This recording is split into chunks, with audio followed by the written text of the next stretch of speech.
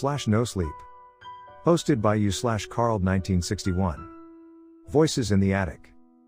On the night of October 23, 1991, in a suburban neighborhood in San Diego, California, a family of 4 was brutally murdered in their home.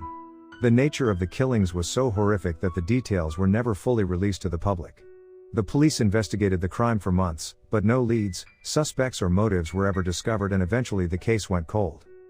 In May of 2016, the then current owners of the home were doing renovations and made a discovery hidden behind a baseboard in an upstairs bedroom: a dusty old VHS cassette tape bearing a yellowed label, on which was printed in faded but still legible handwriting, "Voices in the Attic." Curious, the homeowners purchased a second-hand VCR in order to play the tape. After viewing its contents, they notified the San Diego Police Department, who confiscated the tape. After viewing the VHS tape themselves, the police department contacted the FBI. The contents of that tape have never been made public, until now. Footage begins. The tapes opens with a close-up of the face of a young girl who appears to be approximately 14 years of age. Subsequently, she has been identified as the daughter of the deceased original owners of the home.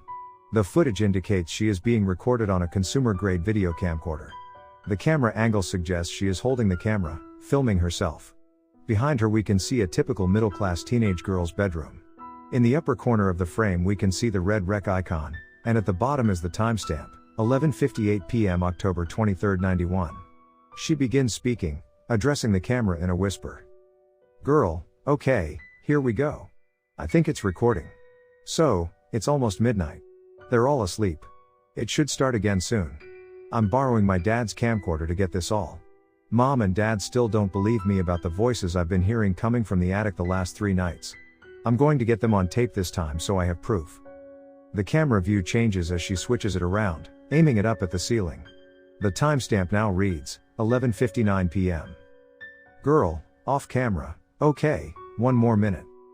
Timestamp changes to 12 a.m. Immediately upon doing so, low, faint, whispering voices begin speaking overhead, muffled by the ceiling. Barely audible, the voices speak rapidly in unison, apparently amongst themselves. No words are discernible, nor are the gender or the number of the speakers. "Girl, off camera, a whisper, there's more of them tonight." Several minutes pass. The low, hissing voices continue to murmur rapidly in apparent discussion as the girl continues to film her bedroom ceiling. Suddenly, there is another sound from above, the creak of a floorboard. Then another. Footsteps. "Girl, off camera, startled, they're moving around.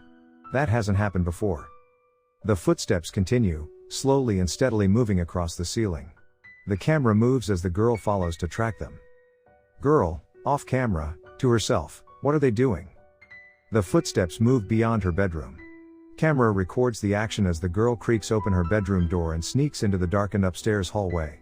The only illumination comes from the camcorder light. The camera is aimed at the hallway ceiling, moving down it as the girl follows the footsteps. The camera centers on an attic trapdoor in the ceiling and holds on it. The footsteps come to the trapdoor and abruptly stop. Several moments pass in silence. Then the trapdoor moves slightly, rattling, as if something is trying to open it from the other side. "Girl, off camera, audibly alarmed, oh God. They're trying to come down." The attic trapdoor starts to lower. The girl panics and shrieks. "Girl, off camera, screaming, no. Mom. Dad." The camera jerks around, shaking wildly as the girl races down the hallway. "Girl, off camera, Mom. Dad." She arrives at a door and flings it open, entering a dark bedroom. She flips the light on. A couple in their late 30s, subsequently identified as the deceased homeowners, are asleep in bed. They jerk awake suddenly, looking up groggily in the camera's direction. Woman, bleary, confused, "What's going on?" Man, rubs his eyes, notices the camera, "What are you doing with my camcorder?" Girl, off camera, panicked, "It's happening again. They're trying to come down from the attic." The couple stare at her for a moment, uncomprehendingly, then exchange a look. Man, frustrated, to the girl, "Christ, Melissa, not this again." Girl, off camera, "They're trying to come down." Man, irritated, "Melissa, don't you think you're a little too old to be scared of the boogeyman?" Girl, off camera, pleading, "Daddy, I swear." Man, "It's after midnight. I have to be at work at 9. Suddenly, a boy's voice speaks behind the girl. Boy, off camera, groggy, what's happening? The girl shrieks, startled, and whips the camera around, revealing a boy who appears to be approximately 10 years of age, in pajamas, standing in the doorway. His hair is ruffled and he is rubbing his eyes. Subsequently, he has been identified as the son of the deceased homeowners.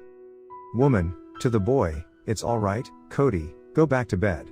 Your sister just had another bad dream. Girl, off camera, nearly hysterical, no. It's not a dream. They're real. They're in the attic. I can hear them. The girl breaks down sobbing. Her parents stare at her, then exchange concerned looks. Woman, to the man, Jack, maybe you should go take a look. Just to make her feel better.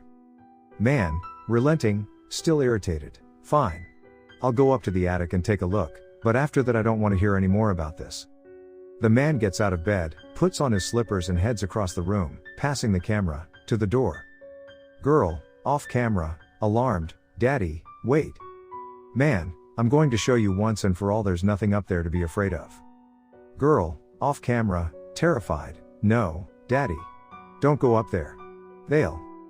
Man, cuts her off, raising his voice, exasperated, enough. Just stay here with your mother till I come back. Or come with me if you want. You'll see it's just your imagination. He exits the bedroom, heading down the hallway and out of sight. Several minutes pass. Camera remains focused on the empty doorway. All we hear is the girl's frightened, uneven breathing and the woman in the background speaking in a soft, inaudible voice to the boy. Woman, off camera, speaking to no one in particular. What's taking him so long? It's been 10 minutes. Girl, off camera, voice quivering, they must have gotten him. Woman, angrily, Melissa, stop talking like that. You're scaring your brother. Camera swings away from the door and focuses on the woman, still in bed, the young boy standing beside her. The woman is frowning at the camera, but the boy is staring past her, at the bedroom door, with a worried expression. Girl, off camera, to the woman, then where is he, Mom? Woman, he's probably. Pauses, hearing something, listen. Footsteps can be heard steadily and slowly approaching the bedroom. Woman, clearly relieved, here he comes right now. I told you there was nothing to worry about. The girl aims the camera back at the doorway. The footsteps get louder and closer, then stop abruptly just outside the bedroom. A moment passes. Nothing happens. Woman, off camera, Jack? The man's head slowly appears, peering in the doorway at an odd angle, the rest of him out of view. There is a strange smile on his face. Man, in a perfectly normal voice, it's me. Woman, off camera, what took you so long? Did something happen? The man's head just continues to smile. He is staring in the woman's general direction, but not directly at her. He doesn't blink. Girl, off camera, uneasy, Dad? Woman, off camera, concerned, Jack? Are you alright? What's wrong with you? Man, I think he was quite surprised. Woman, off camera, confused, what are you talking about? Who was quite surprised? Blood begins to trickle out of the man's mouth. As he speaks, his voice changes, becoming unnaturally deep and raspy. Man, distorted voice, your husband. The man's head comes further into view, and it can be seen that his head has been severed raggedly at the neck. A bare, misshapen arm appears, shoved up through the head and manipulating the jaw in a manner similar to a ventriloquist dummy. At this point, all three of them, the woman, girl and boy, begin to scream in horror and speak all at once, over each other. Woman, off camera, screaming, oh, God. Jack. Boy, off camera, screaming, Dad. Girl, off camera, screaming, no. The camera shakes and trembles as the girl backs rapidly away from the doorway. A figure appears and enters the bedroom. Only glimpsed for a second on camera, the figure seems to be tall and skeletal, with unnaturally long, thin arms. It is nude, and its skin is blistered and disfigured. At this point all three begin to scream in terror. Pandemonium ensues. The girl abandons the camera, which drops to the floor, the image momentarily distorting.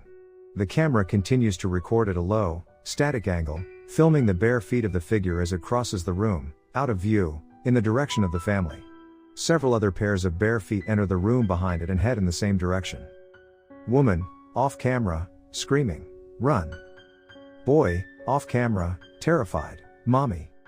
Girl, off camera, screaming, get away from me. Don't touch me. Mom, help. sounds of a violent struggle. This goes on for almost 2 minutes. Abruptly, the footage cuts to black as if the camcorder had been turned off.